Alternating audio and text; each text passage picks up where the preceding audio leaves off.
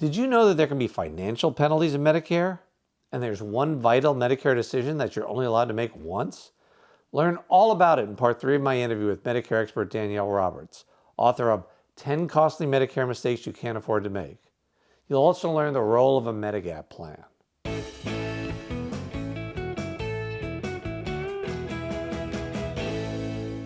So if I do get convinced by a commercial to try Medicare Advantage and I think, hey, this isn't to my liking, I don't like being restricted to this small network, how easy is it to switch back to traditional Medicare? Well, once you enroll in a Medicare Advantage plan, you're locked in, so you can only leave the plan during certain times of the year. So, that may depend on when they enroll, when their birthday falls and they're first getting into Medicare. Now, there is one caveat, which is the very first time you try a Medicare Advantage plan, any Medicare Advantage plan, whichever one you enroll in, you have 12 months from the date of that enrollment to change your mind, go back to original Medicare with no underwriting and purchase a Medigap plan.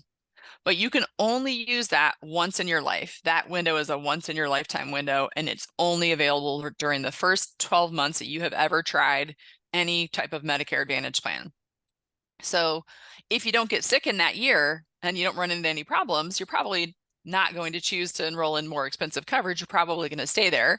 But in the example that I gave you earlier about the gentleman that had the liver problem with his abdomen swelling and all the fluids, he was in month 11 of his Medicare Advantage plan, and we barely got him out to get back on original Medicare and find a provider that was closer and able to see him right away. So if it had happened in month 13, we would have been in a different situation. And those are just some of the things that you want to know about going into the plan, because you might be stuck there. Now, also, let's say you try a Medicare Advantage plan and you're on it for several years and you want to leave that and go to original Medicare. Well, what would be the primary reason that would be the catalyst for you wanting to leave a plan that costs $0 and go to a plan that's going to cost, say, $150 to $200 a month, depending on where you live? Usually it's because you've developed a new health condition and now you're paying things out of pocket on your Advantage plan. You go get some lab work done, it's $200. You stay in the hospital, it's $500. You're seeing 2 different specialists and it's $60 a pop every time. And all of a sudden you're having all these expenses on your Advantage plan.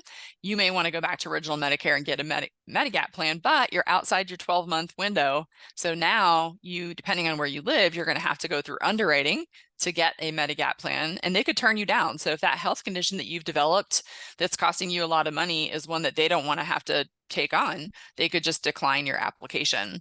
So it's much easier to actually start with a Medigap plan. And if you change your mind later and go to an Advantage plan, no harm, no foul. Advantage plans don't have any underwriting. Anyone can join them during a valid election period. But if you start with the Advantage plan and you change your mind more than 12 months down the road, you may or may not be able to get back to original Medicare in a way that you could purchase a Medigap plan. You could get to original Medicare, no problem, but you may not be able to add a Medigap plan to it at that point.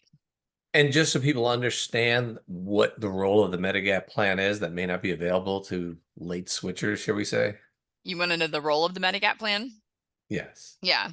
So one of the confusing things about Medicare is there's 4 parts of Medicare.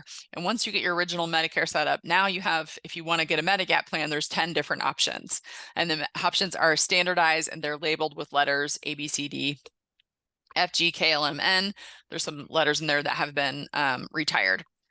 The reason somebody would perhaps want to get back to that Medigap plan, as we mentioned earlier, getting that coverage and having that fuller coverage.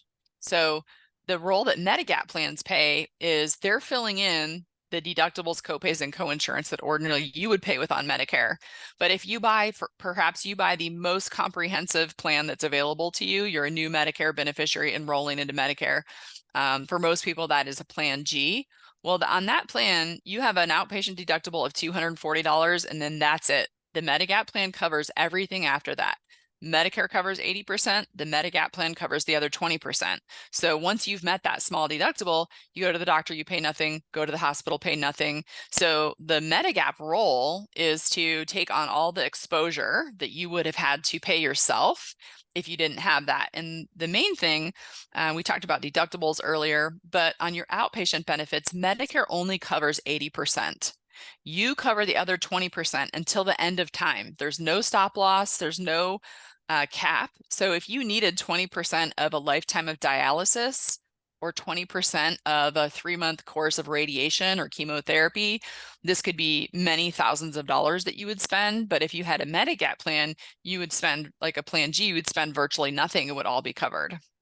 Got it. So I was going to ask about that because that was one of my big surprises when I was learning about Medicare was that under typical plan, you go in the hospital, yes, Medicare covers you, but you still get stuck with 20% of that as your personal responsibility. So if you run up a six-figure bill, 20% of that is no small change. So the Medigap plan would help, and there are different options, but the Medigap plan would help with the 20%, let's say, and you would have some cap in return for paying a certain fixed amount every month.